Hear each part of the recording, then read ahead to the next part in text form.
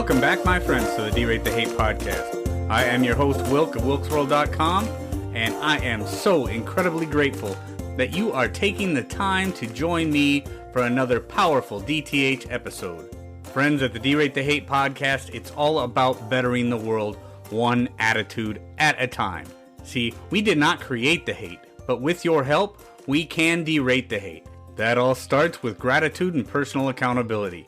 We cannot control everything that happens to us in life, but we can control how we react to it. How we act, how we react, no matter what happens to us, how we react to it makes the difference. Friends, there is only one good thing about a bad attitude, and that is that we have the ability as individuals to change it. Here on the DTH podcast, we strive to bring you great guests and provide tools to do just that. Please be sure to share it with your friends. Subscribe if you haven't done so. Ratings and feedback are always greatly appreciated. And with that, let's get to this week's episode. Are you choosing to live, or are you waiting to die? That may be one of the most terrifying questions that a person has to ask themselves. One thing I stress more often than anything else here on the D-Rate the Hate podcast, in my coaching sessions, and in life in general, is the fact that there are so many things outside of our control in our lives, and it is how we deal with them that really makes the difference. Every single person out there is dealing with a storm of their own. They've got their own trauma. They've got their own pain. They have things going on in their life that you know nothing about. But it's how they deal with it that really makes the difference. It's what they do with that pain, with that trauma, that makes the difference. As a parent, I don't think there is anything more terrifying than the idea of losing a child. There's just not. And my guest this week has experienced that trauma. From being a former drug addict and divorced in his late 20s to becoming a pastor and then losing his 17-year-old son in a tragic plane crash in 2019, my guest, Clint Hatton, has persevered in his passion to help others live bold and courageous lives.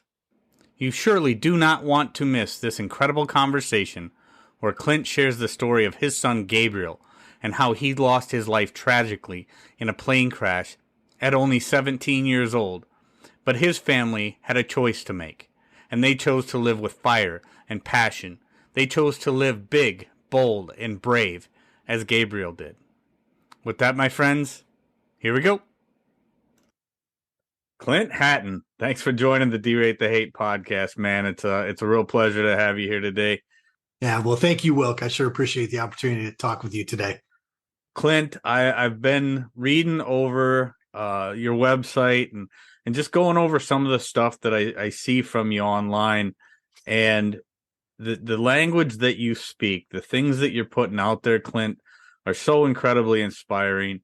And one of the biggest fears that we all have, every parent has, is obviously the loss of a child. And for somebody to take the loss of a child and turn that pain into purpose, and turn that and to persevere and really take that and make it into a life of service is incredible. I mean, that it's a pain that none of us ever wants to experience. And I've looked over the stuff that you have, such an inspiration coming out of such a tragic loss. And I want to start there because the big, bold, brave concept and the way that came about is something that it's a story that everybody needs to hear. So Clint, let's start there. Tell me about your son Gabriel and how this big, bold, brave movement got started for you. Yeah, well, first of all, Wilk, thank you for those kind words. And, it means a lot to me, had we, done this interview or not done this interview, for you to even go there and take the time to look through those things and read about our story. And so I really, truly appreciate that. So thank you. Big, bold, brave, we'll get to the part of the story where this phrase came into it, because that's not what happened immediately. But, Big, Bold, Brave is based on the inspiration of my oldest son, Gabriel. So, What happened he was like most parents. We all think our kids are brilliant, and so I have two other boys, so they're all brilliant, right? But Gabriel was one of those kids that just from a very young age was very focused. He had great communication skills, which was great at times, and at other times, as you can imagine, he could argue pretty well too. So we always thought he's going to be a CEO because he always has to be in charge, or he's going to be a lawyer because he loves arguing and facts don't matter. But I digress, but only a little. That just gives you a quick snapshot of just his dynamic personality. But what came into play was he was only about 8 years old, and he went up in a small aircraft with his uncle Danny. And it was just something to it. It's like when I drank my first cup of coffee and it's like, I'm wired, it was like that for him. It just grabbed a hold of him.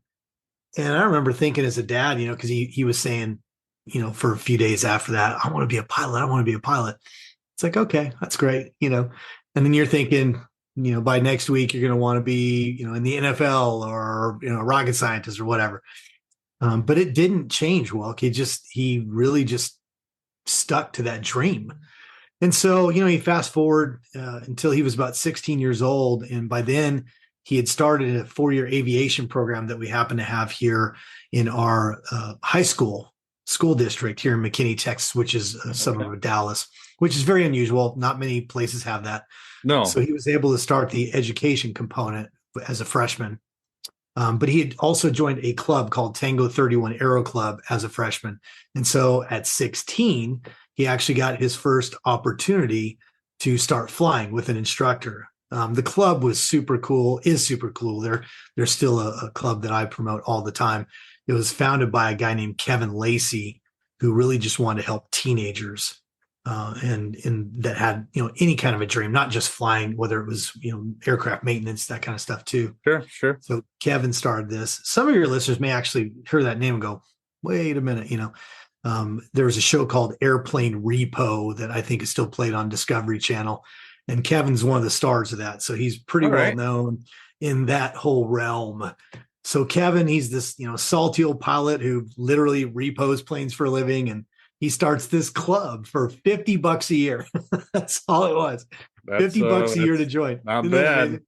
Yeah, amazing. And then he had to to get to fly, you had to have a considerable amount of sweat equity. So he worked really hard. They did oil changes. Eventually they ended up doing, overhauls of engines, and they'd get in new aircraft. They started at one, eventually they had two, and they painted them. And just really did everything. So, he was serious. He was really serious and passionate. And so at 16, he started flying. He actually soloed at 16 before he had his driver's license, which was a strange experience as a parent. Isn't that a wild deal? Yeah, we have a 14-year-old son that's going to be driving soon. And most parents at between 14 and 16, they're gnawing at their nails thinking, oh, is my kid mature enough to drive? Yes, dude, you've got great Gabriel's flying. Yeah, I know. And funny side note, before we go any further, I truly do. Now, I don't think my wife felt this way, but I trust him actually more getting in a plane than I did a car. And my reasoning was just simple. A plane required incredible focus, where when he did eventually start driving a car, he was a little more lax. So I actually was more comfortable when he was in the plane. But anyway, so he did that. He soloed and got his license at 17, which is the youngest you can be to even apply for a private pilot's license. So he was living the dream. And then September 23rd of 2019, he had a friend who attended the University of Arkansas, which is north of us here in Dallas. And her mother asked, hey, can you take her home to get her up there quicker? She was here for the weekend and wanted to just get her home fast. And of course, anybody who's a pilot or knows anything about that, at that early stage especially, it's all about hours. So he was gung-ho, yeah, I'll take you. And so they went, and he dropped her off safely. And on the return trip home, he was about 20 minutes out of Fayetteville, Arkansas, and was going through a little mountain region there. And an unexpected weather system came through. And the NTSB has ruled that I believe he suffered from spatial disorientation, which, again, a term that maybe not everybody knows, but you're probably familiar with it. Kobe Bryant's pilot, the famous Mm-hmm. basketball player, his helicopter pilot suffered from the same thing. That's what was the cause of their crash. And Gabriel crashed and lost his life.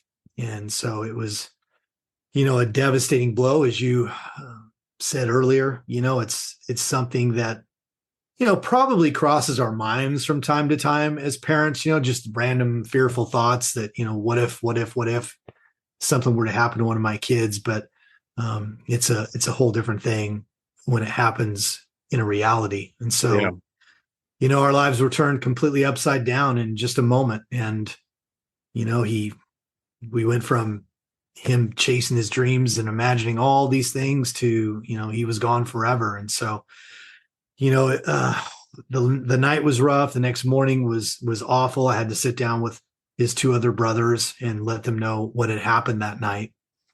And this is all what ended up leading into this phrase, big, bold, brave, that we'll get more into in a few minutes. But ultimately, I sat them down and I said, boys, let me say this first, Wilk. I've been helping people and coaching and mentoring for about 20 years. So, I have a lot of experience. 17 of those years was in the role of being a pastor. And so, I've had a lot of circumstances where I've helped other people through really tough times, including losing a loved one. Mm-hmm. So, I do feel like that helped me up to a point, only in that I had plenty of experience knowing how challenging the days ahead would be, because I've seen it through other families.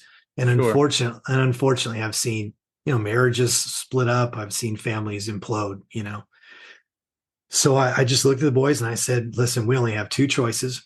We can choose to focus on the way he died, the tragedy of it all. He was in a plane crash, all the moments we're going to miss, all those things. Or, because if we do that, let me say this, if we do that, then we are going to be locked in our pain forever, in that it's going to dictate our future. If we're always focused on the tragedy, we're just not going to be everything we were created to be. And so I said, there's a second choice. And that is, as I just described, Gabriel attacked life. He really did. He went for it. He taught himself to play guitar. He was an amazing photographer and had some incredible opportunities with that, so there were other passions too. But the thing about him was that he loved life and he just went for it, and he was living his dream.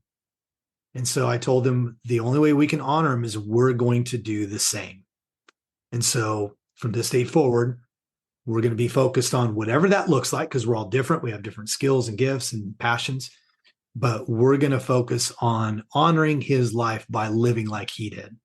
And so ultimately, in that, later that day, what would happen is we got contacted by a couple of news networks, partly because it was a story. And then obviously there's not a lot of, 17-year-old pilots.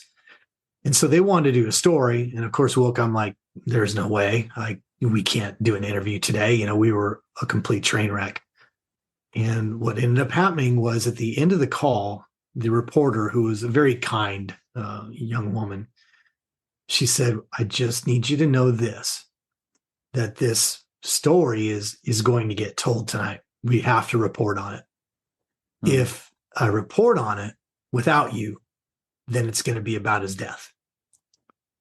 If you allow me and we can do this together, and I'll come to your house, I'll do all those things, then you can tell his story. And so, I didn't immediately say yes. I said, well, we'll think about it. And as a family, we talked about it, and we realized that, based on what I told you, how we started this whole journey moments after, was that this was going to be our first opportunity, like it or not, to talk about how he lived, rather than have them just do a report on how he died. So we did the interview, and honestly, well, total blur. Didn't remember anything about it really until I saw the segment that night. And so here's where Big Bold Brave became birthed. Somewhere during the interview, I said the words, he lived big, bold, brave. I don't even remember saying it. But during the segment, she did an edited version. It was about a 3-minute feature, beautifully done. And at the end of it, instead of showing me when I said it, she did a voiceover to close out the segment that said, and Gabriel's parents encourage you to live like Gabriel. Big, bold, and brave. And Wilk, when I heard those words back to me, is when it struck me. Now that, it wasn't, oh, I'm going to build a company, personal development company called Big Bold Brave. Oh, I'm going to write a book. It was none of that. But I just felt like there was language to this compass that we had set, that we knew it was going to be hard. We knew we were going to grieve, and we still are. We knew our pain would last forever, right? We knew all Right. that. Right. I don't even ask for the pain to go away. The pain represents the great love I had for my son. Absolutely. So yeah, thank you. And so that's not even the goal, but we knew we needed to continue to live life through that. Mm-hmm. So Big Bold Brave just kind of became a family mantra, every now we didn't, parade around the house constantly, giving high fives and fist bumps and, saying, hey, Big Bold Brave, it wasn't quite like that. Right. But we did, use that as a compass to recalibrate in those tough moments when frankly, we didn't want to do anything, we didn't want to necessarily get up that day. We didn't want to go to work, or kids didn't want to go to school, or this or that or the other. And we would just gently kind of remind ourselves, this is how we're going to live this out. And so ultimately that's how Big Bold Brave came to pass. Sure. No, and that's, Clint, it's an incredible story. And the way that you talk about it, and thank you for sharing that, because as I said in the beginning, every one of us who's a parent, it's our biggest nightmare to ever think about having to deal with that. Right. I mean, it's the one thing, when I look at my children, that's still to this day, every time I think about something like that, or hear a story on the news, or read a story like yours, puts a lump in my chest. It does, because it's that one thing as a parent. But then I also think about, things are inevitable. Things will happen. And it's a matter, one of the things that I talk about on the podcast all the time is there's so much in life that's out of our control. Yeah. And it's ultimately up to us to find the right way to deal with it. And how we deal with those things that are outside of our control is really what makes the difference. Right. And what you and your family have done, Clint, is nothing short of incredible, because you didn't simply take it and say, we have to deal with this, we're going to work our way through it. But the way you phrase it, we have two choices. We can either live like Gabriel did, attack life like Gabriel attacked it, live big, bold, and beautiful, or we can allow that tragedy to steal our future. Gabriel doesn't have that future. We can attack life and live that future for him, or we can allow this tragedy to steal our future from us. And the fact that you guys have done as a family what you did, and I mean, it almost gives a person goosebumps just talking about the news story and how well that was put together, but then how that all transpired.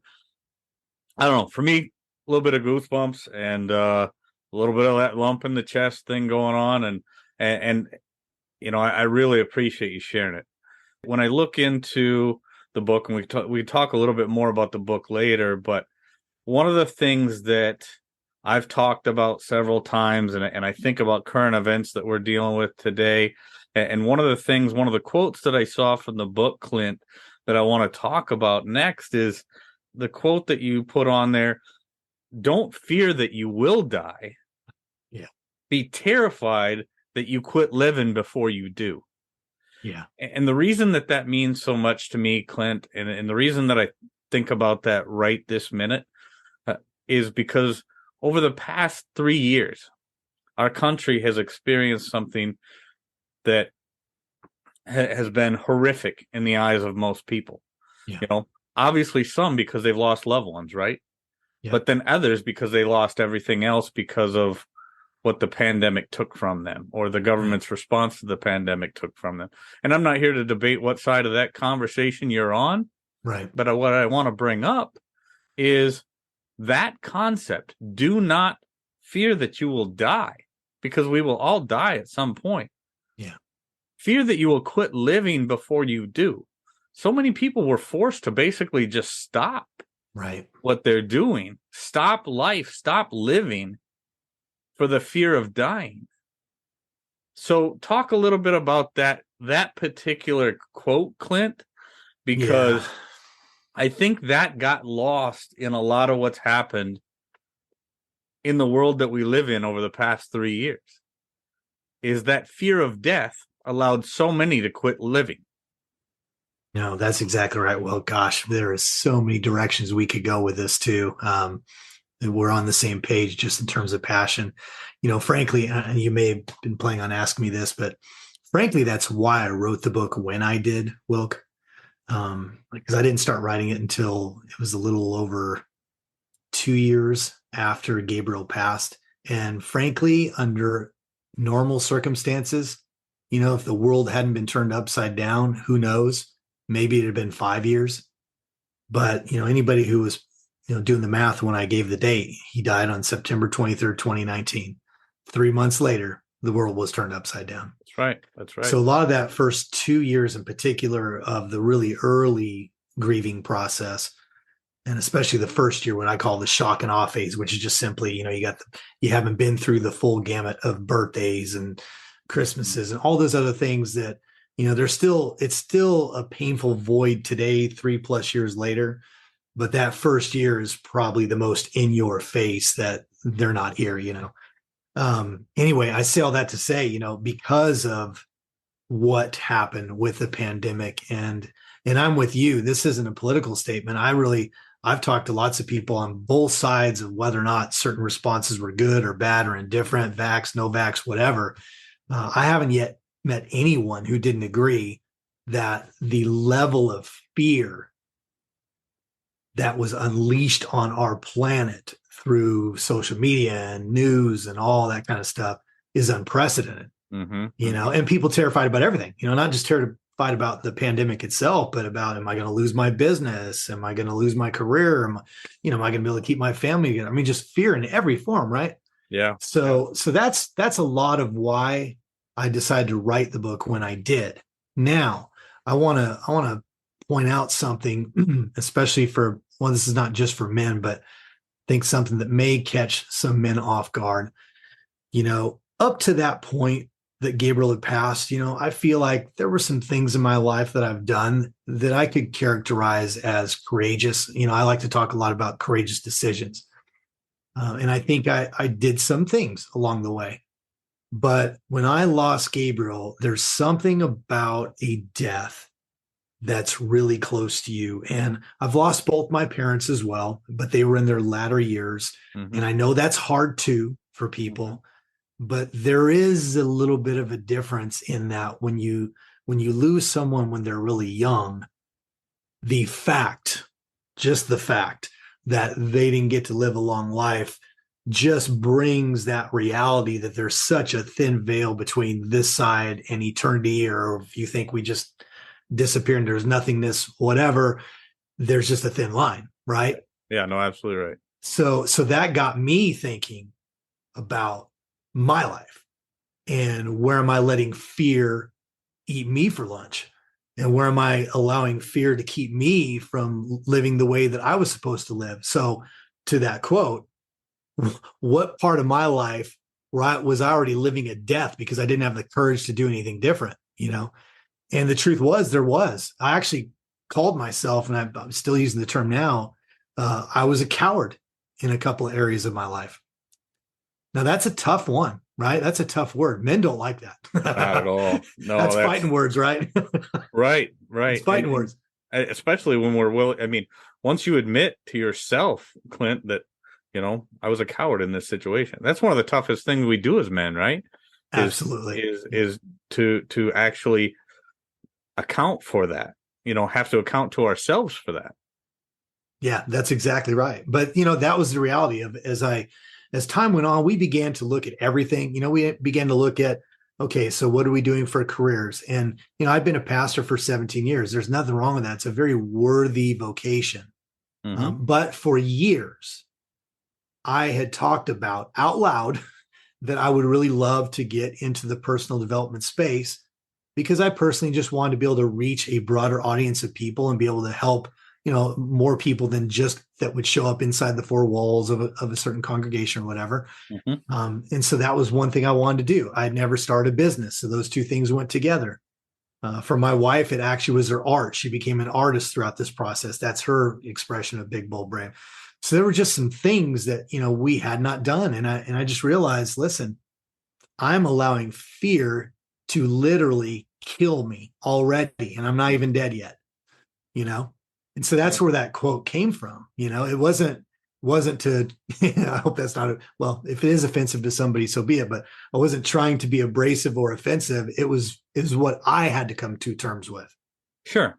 So I made some new decisions. I call them courageous decisions. And I decided that I wanted to step into this personal development space. And so that's when I started working towards that and building the company, Big Bold Brave. And then it was several months later that I really felt inspired because of everything happening around the globe to go ahead and write the book. One thing I think I'll make clear to your listeners now, because just because of my story with Gabriel, they can assume that it's a grieving book. And it's not just that. I mean, it definitely would help and is helping people who have been through something similar to ours, just some of the mindsets and different coping mechanisms that we use to help us keep moving. They're in there. But really, the book at the end of the day is a lot more about what value system are you going to live by? Do you even have one yet? What do you really want out of life? If so, are you pursuing it with everything you got? Or are you finding every excuse in the book to allow someone else to dictate whether or not you think you can, or you just won't have the courage to, step out and take a risk and do something that you've dreamed of doing? And so all that's in there. And that's really, at the end of the day, what I want people to get out of the book is just simply that there's nothing special about me. I'm just a normal human being. And the reality of it is I believe we all have three things, Wilk, and I'm going to bounce it back to you. I sincerely believe every human being has three things already in them. I believe the first one is they were created to be courageous. I've used that word a lot, but I believe courage is already in us. Sometimes we need to tap into it. Sometimes we need somebody to help extract it. Sometimes a situation will pull it out, right? But it's in there. I believe we're created to be creative geniuses. I believe every single person on the planet has something in them that's creative and that they're a genius at. And the truth is often it's the things that you do so naturally, you just don't think they're anything special. But the truth is, you may be one of the few that can do it the way you do it, Sure. And then the third one is we were created to be compassionate. I think ultimately at the end of the day, it's great to pursue, having a legacy and finances for your family. There's nothing wrong with any of those things. But at the end of the day, to me, if you're not serving people and loving people along the way, then you're really missing something huge. And so that's what I'm hoping to do through this mission. Is encourage people. Clint, that's incredible. I mean, the fact that you again, I go back to the phrase turning pain into purpose and living a courageous life, standing up. Life is really about choices, right? And you talked about the two choices that you had immediately after Gabriel passed, and then we have a choice, going forward in life, right? Do we let those tragedies that we've seen in our past steal our future? Do we stand up? Do we live a courageous life? Do we go after those dreams that maybe we've had that we've just never been bold enough to say, today is the day. Today is when I'm going to make it happen. And you're right. I think a lot of people do cut themselves short. They don't know. They just don't know how valuable the things that they may take for granted in their everyday life, the little things that just seem natural to them, may be the one thing that there's one person out there looking for, just for a mentor, right? Or looking for the inspiration. And it's really about the choices. That's why I talk so much about gratitude and personal accountability and a lot of the same things that you talk about, Clint, is because those are the things that make the biggest difference. And then I also talk about, living life to its fullest. I don't believe God put us here just to kill time in the dash, as one of my previous guests talk about. Make the dash matter. Actually, I don't think that's the way he said it, but it's probably going to air right before this episode. But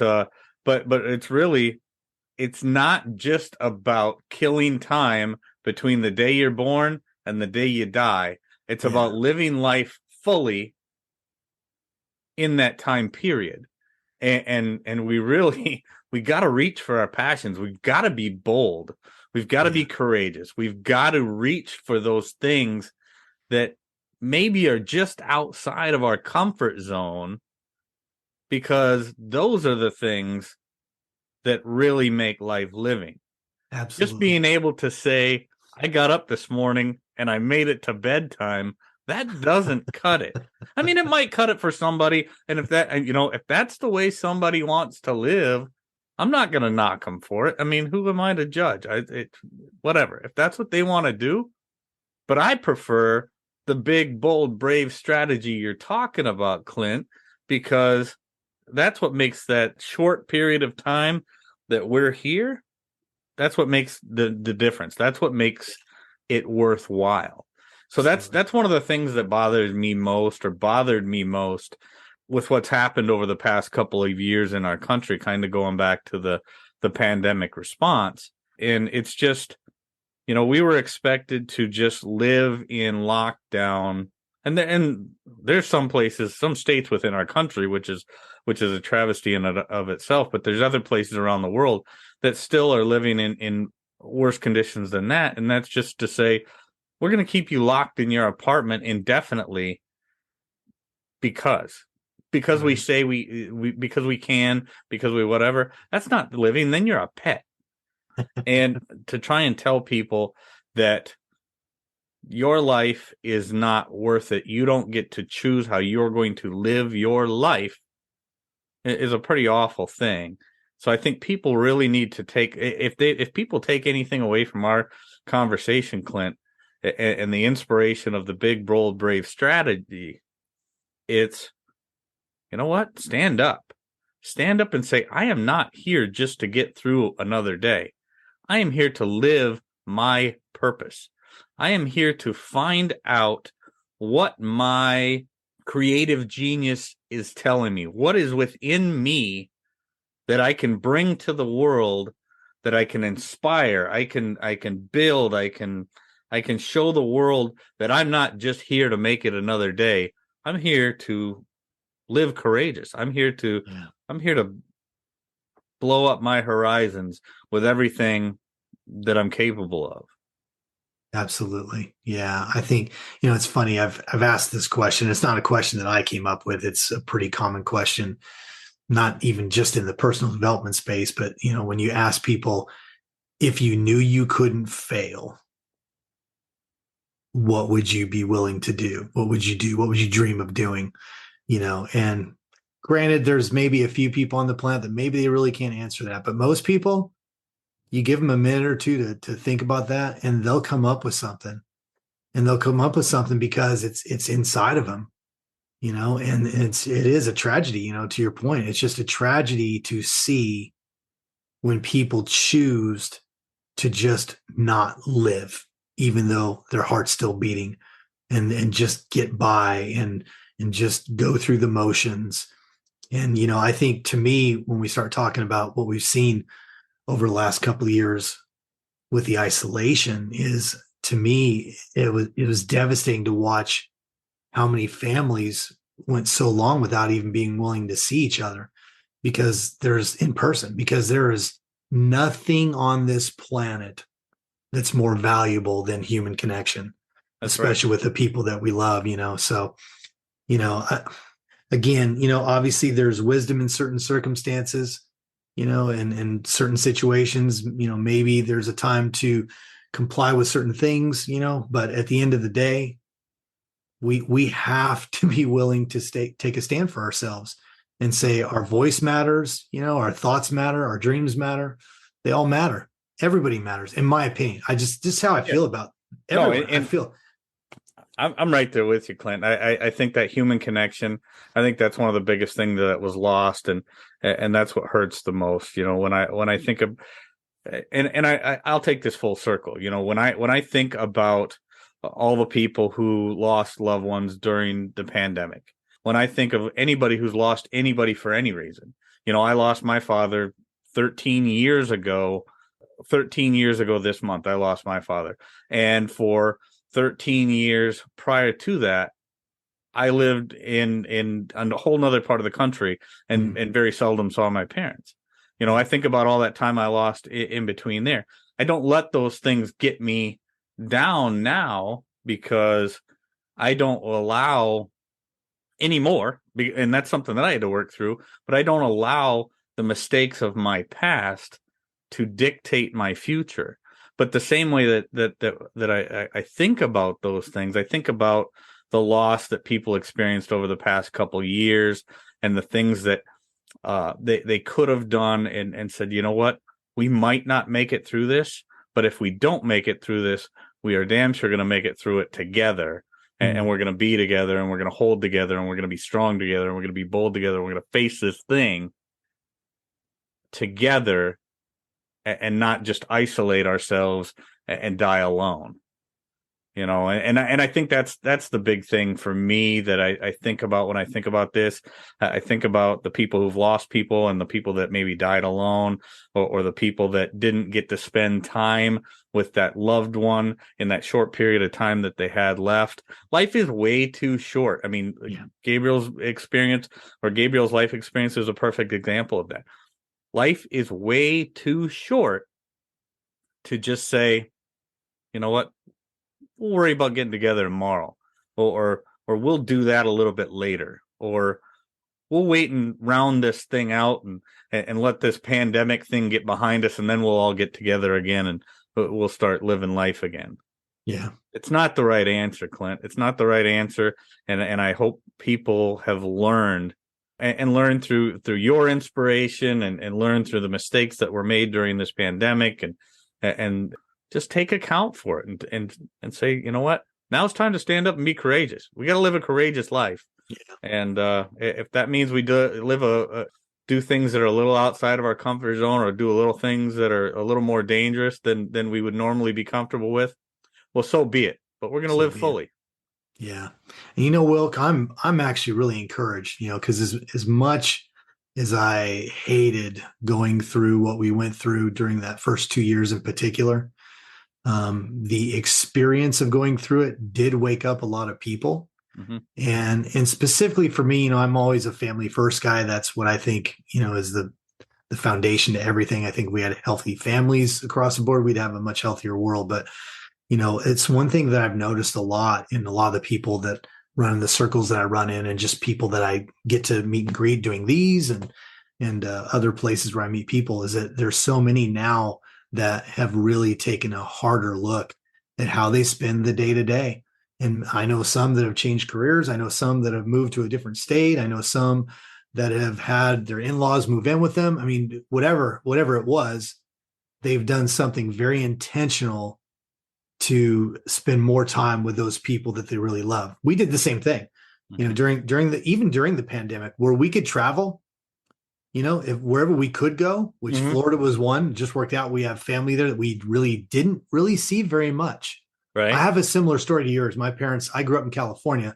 I've lived here in Dallas for a long time. I really didn't physically see my parents very often because of the travel distance. Okay. Yeah. But after, the pandemic started, we have family in Florida that we didn't see as much either. And we have went to see them, and they've come to see us more by far more frequently in the last 2 years than we ever did before, and I think it has everything to do with just recognizing that we can't overstate it. Time is short. You just don't know. Mm-hmm. Mm-hmm. No, that's right, man. That is so right, Clint. And I think this conversation, you're right. You said earlier we could go so far and in so many different directions with the conversation. And the fact that you and I really speak the same language on so many of these topics, we really have a lot of the same goals. We but we're out there fighting for the same purpose in many ways. It's been an incredible conversation, Clint. Tell the DTH listeners what they can find. Most of all, I know we talked a little bit about the book, and it's not just a matter of grieving, but it's a matter of living and living fully. Right. So talk a little bit as we round out our conversation. What can people find in the book, where they can find the book, and talk a little bit about your website too, the bigboldbrave.us. Talk about what they can find on the website, what they can find in the book, and what you may have coming up. I know this episode will air sometime in February. So, yeah. Well, thank you. Well, bigboldbrave. And I say .us. I do know it's .us. Okay. I get corrected if I don't add this part, but I chose that domain very, very intentionally because I know it's US, but I love that it's us. Yeah, because awesome. Part of what I believe is really true about the human spirit and just life in general is that we can't do anything great by ourselves. It really does require collaboration. So if they go to bigboldbrave.us, they're going to find everything there. We'll have stuff on the site that they can go right to the book if they're just interested in getting the book, which I'll say something more about that here in a second. My speaking engagements, I'll speak to corporations, companies, different places where, I can bring an encouraging word to them. So that's on there as well. Some of my personal development coaching philosophy, that's on there as well. So kind of one-stop shopping.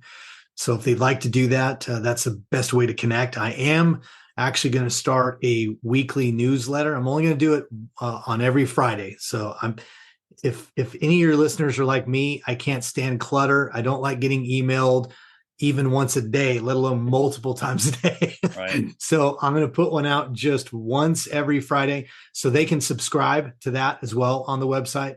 And it's just going to have, it's going to have a free coaching content every single week, something that's just going to bring value to their life. It's going to involve something about me personally that I just love. And then it's going to be updates on the next thing. So the podcast is coming, which is just going to be stories of big, bold, brave humans. I am certainly not the only one out there. I am super excited to connect with other people that have, stories that they want to share too, and just inspire the world. So that'll be going on too. So lots of good things coming in 2023. So go to bigboldbrave.us and that's best way. I do want to point out, real quick though, shipping has gone mad in our planet, right? We all know that. So for any of your listeners that are outside of the US, then they probably want to go to Amazon because the book's sold everywhere books are sold. Okay. But it's much, much, much cheaper on shipping for your listeners if they're international to go that route. Okay. That's a great tip. No, it's definitely a great tip. And we hit several continents every week with our listeners. So I'm sure there will be people that will take advantage of that and appreciate that tip for sure. Clint Hatton, thank you so much for joining me on the D-Rate the Hate podcast, man. So much value, so much inspiration for the DTH listeners. I know they will get as much out of it as I did. Thank you so very much. No, thank you, Wilk, for having me. I appreciate it. Friends, if there's anything in this episode that provided exceptional value to you, please make sure to hit that share button. Share it with your friends, share it far and wide. And of course, if you haven't done so already, be sure to subscribe right from our website so you can get the D-Rate the Hate podcast sent to your email inbox every week. So this is Wilk wrapping up for the week saying get out there, be kind to one another, be grateful for everything that you've got, and remember it's up to you to make each and every day the day that you want it to be. If there is something that you would like to share with me, you can catch me on most social media platforms, or you can email me directly, wilk@wilksworld.com. With that, my friends, I am going to back on out of here, and we will catch you next week. Take care.